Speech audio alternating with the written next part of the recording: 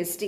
നമ്മൾ എന്ത് സാധനം വാങ്ങിക്കുമ്പോഴും നമ്മൾ GST എന്നുള്ള ഒരു എമൗണ്ട് നമ്മൾ അതിൽ വെച്ചിരിക്കുന്നത് കാണാം.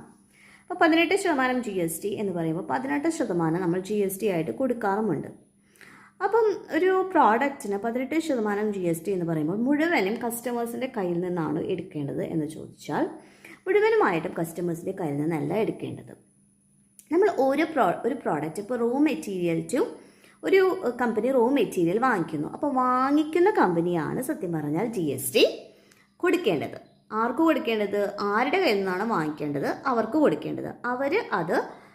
അതിൻ്റെ പ്രൊപ്പോർഷൻ ഗവൺമെൻറ്റിലേക്ക് അടയ്ക്കുകയാണ് ചെയ്യുന്നത്. ഇനി ഈ വാങ്ങിച്ച കമ്പനി റോ മെറ്റീരിയൽ വാങ്ങിച്ച കമ്പനിയോ അവർ ഒരു സാധനം ഉണ്ടാക്കുന്നു. ആ സാധനം ഉണ്ടാക്കിയിട്ട് അവർ വിൽക്കുന്നു. ആ വിൽക്കുന്ന സമയത്ത് അവർക്കൊരു GST ക്ലെയിം ചെയ്യാം.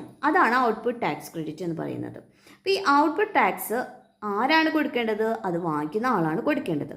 അതേസമയം കമ്പനി ആ എമൗണ്ട് എന്തിൽ നിന്ന് കുറയ്ക്കുന്നു? അവർക്ക് കിട്ടേണ്ട GSTയിൽ നിന്ന് കുറയ്ക്കുന്നു. ആ കിട്ടേണ്ട GSTയിൽ നിന്ന് കുറച്ചിട്ട് ബാക്കിയുള്ള എമൗണ്ട് അവർ ഗവൺമെൻറ്റിലേക്ക് റെമിറ്റ് ചെയ്യുന്നു. അപ്പോൾ കൺസ്യൂമേഴ്സിന് മുഴുവനായിട്ടും ആ ഭാരം വന്ന് ചേരുകയില്ല. ശരിക്കും പറഞ്ഞാൽ ഒരു raw material production towards the end അതിലൊരു ചെറിയ പെർസെൻറ്റേജ് ആണ് ശരിക്കും കൺസ്യൂമേഴ്സ് അടയ്ക്കേണ്ടതുള്ളൂ.